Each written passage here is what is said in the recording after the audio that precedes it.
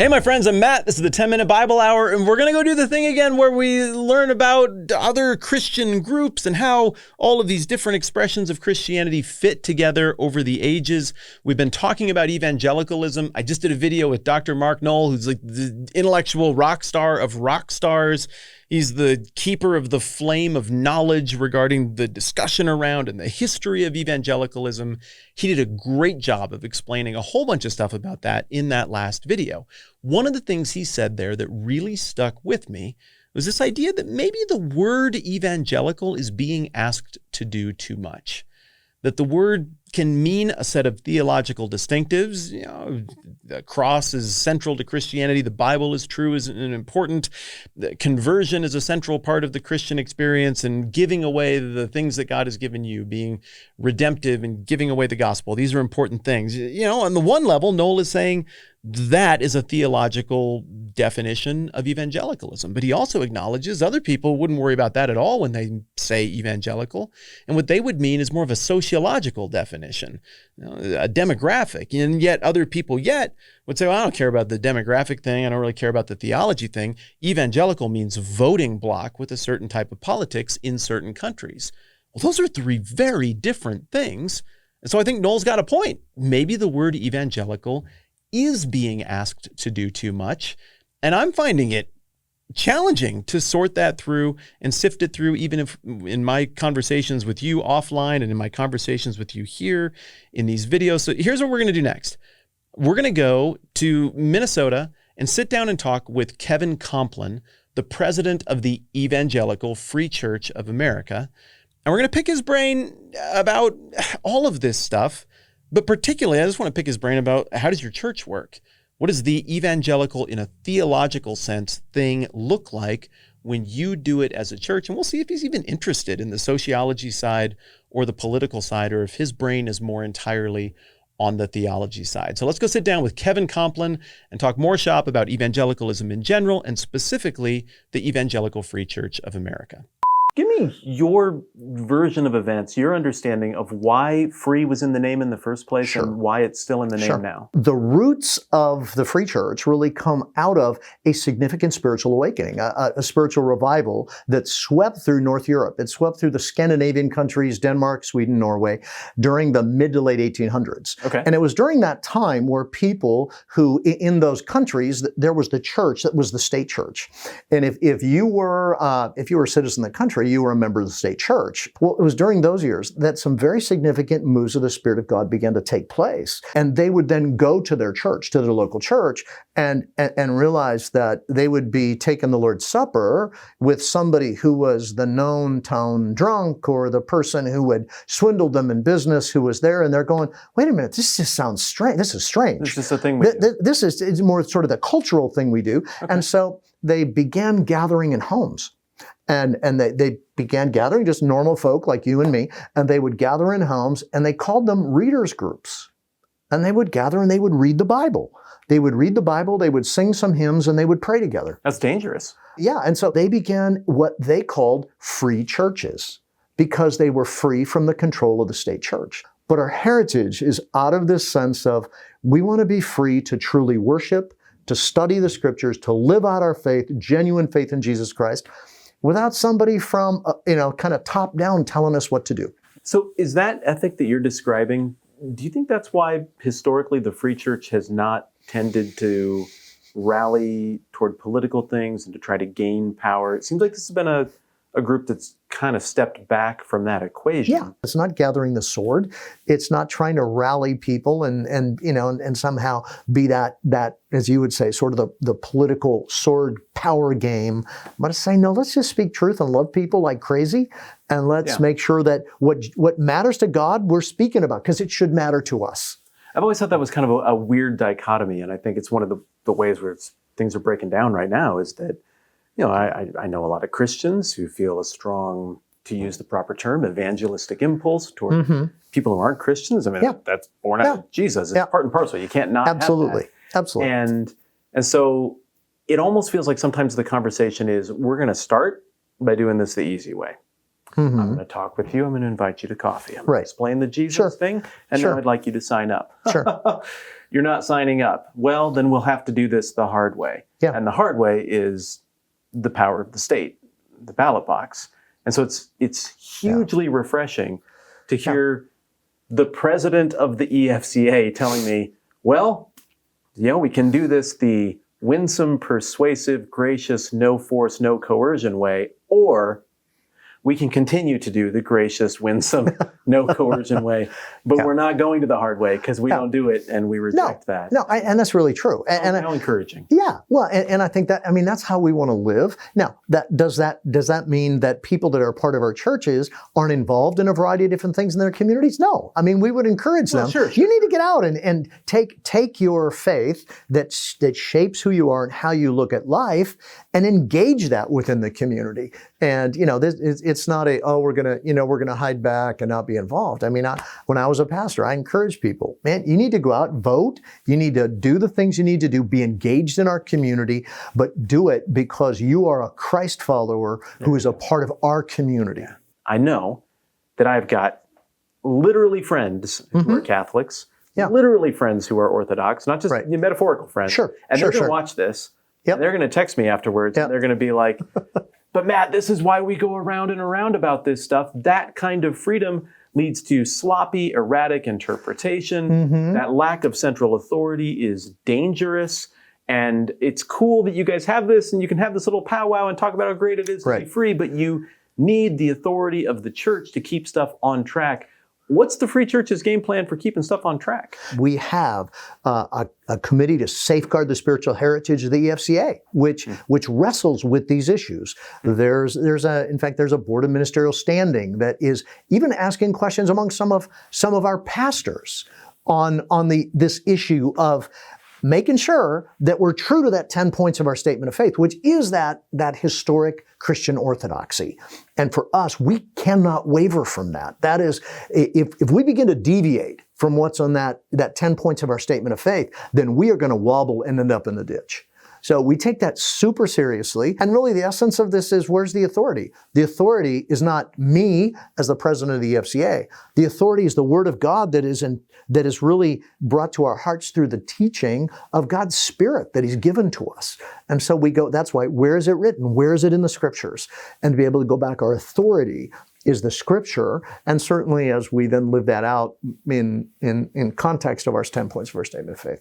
I get the impression that the Free Church was meant to kind of do an end run around all of that historical debate and fight about this theological thing and that theological thing. Can you speak to that? The Apostle John in the New Testament, who knew Jesus probably as well as anyone during his time here on earth, maybe with the exception of Mary, his mother, John describes Jesus this way. In John's Gospel, chapter 1, verse 14, last part of the verse, he says that He is full of grace and full of truth. And when I look at my life and I look at how I want to be able to see, I want to live my life, and I'd love to see believers around me live their lives. Let's be like Jesus. Let's be full of grace and full of truth. You don't water down what the truth is, but you speak it graciously and lovingly and kindly, and you hold to what you believe, but you do it with a winsome spirit that says, I don't have to break you, I don't have to crush you, I don't have to humiliate you. This is what I believe. And in the context of that, I care about you. Yeah. And do we have to cross all of our T's the same and dot all of our I's all the same? No, we don't. I mean, we don't, because I think there have to be some foundational truths. We go, yep, we really stand on these. We agree on these. Beyond those, there's tremendous opportunity to be able to agree to disagree. The thing I love about the Free Church Statement of Faith is that it's more about what we agree on the essence of gospel-centered Christianity than it is what we disagree about. It's not about slicing things to keep people out. It's about how do we connect people as they are drawn toward Jesus with those essential things that make Christianity Christianity. In the early days of the Free Church, the rallying cry was, where stands it written? Where is it in the Scriptures? Okay. Where is it in the Bible? Let's not divide ourselves over things that the Bible doesn't speak about, and let's wrestle with what the Scriptures say about who God is. What does the Bible say about our brokenness in our lives? What does the Bible say about God reaching out to meet us in our brokenness through the person of Jesus? And it's those central things that hold us together.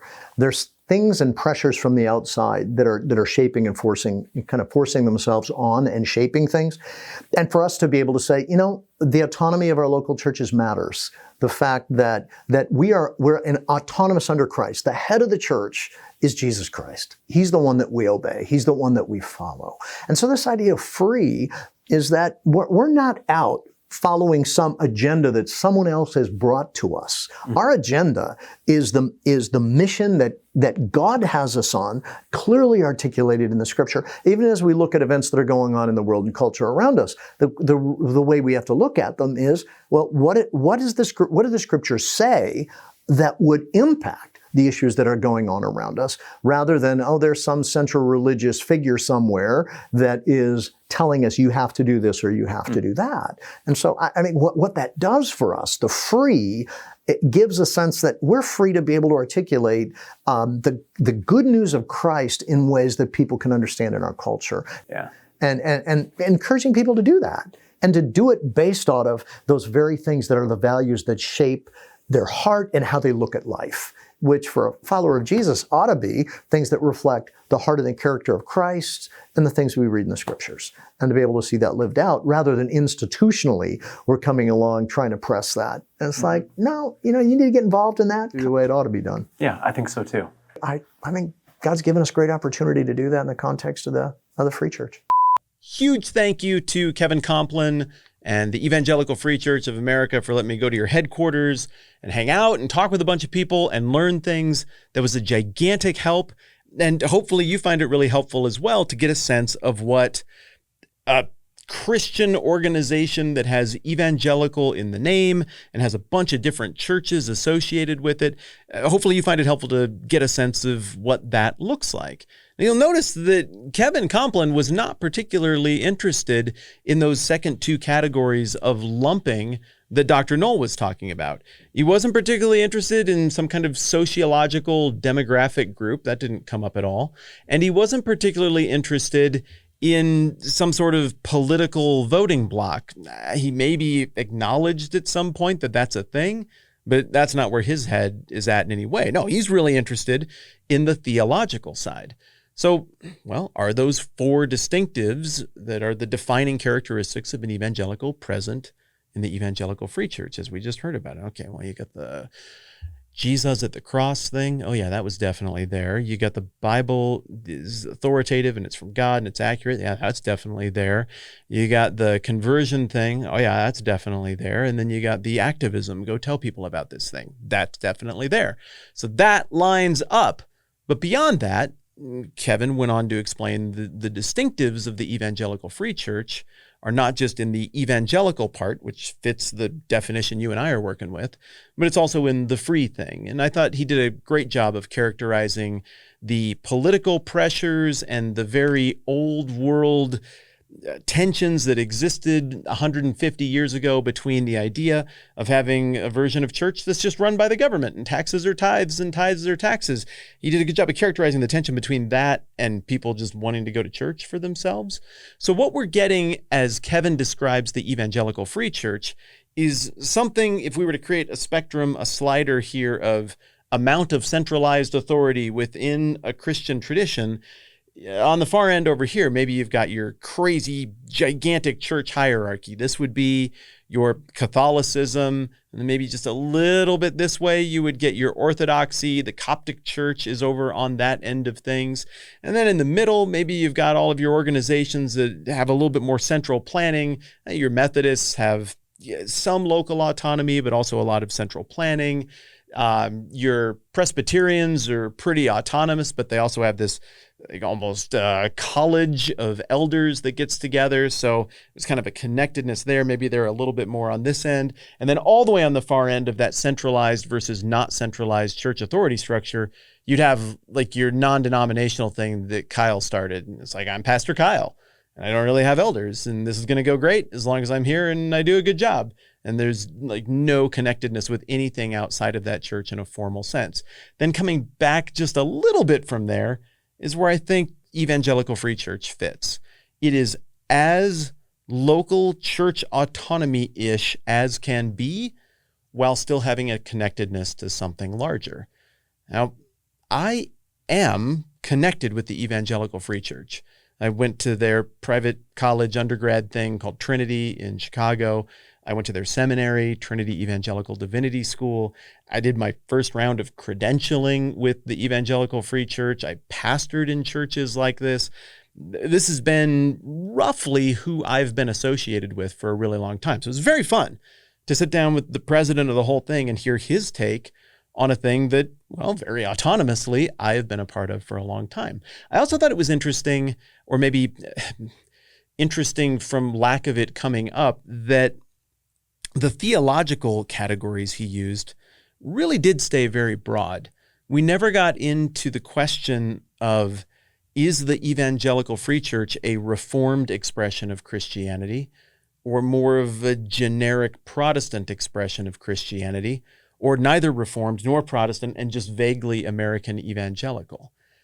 And I should have pestered him more about that, because in my experience, what I'm seeing more and more is that most of the Evangelical Free Church is Reformed or Reformed-ish, but the Reformed or Reformed-ish crowd within the Evangelical Free Church plays really well with the respect for Reformed theology, and sure, but we might have a couple points of differentiation.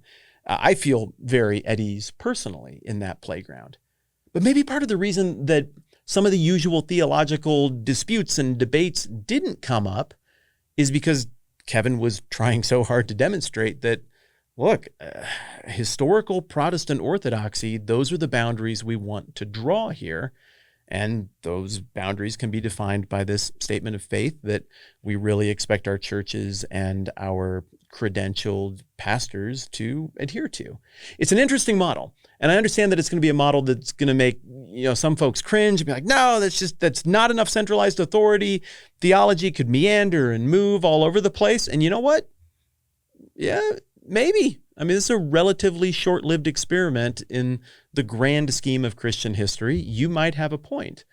As other people might look at it and be like, that was exactly how it needed to be done for about 100 or 125 years. And now I think maybe we're moving into a new era of church and the relationship between the church and the world.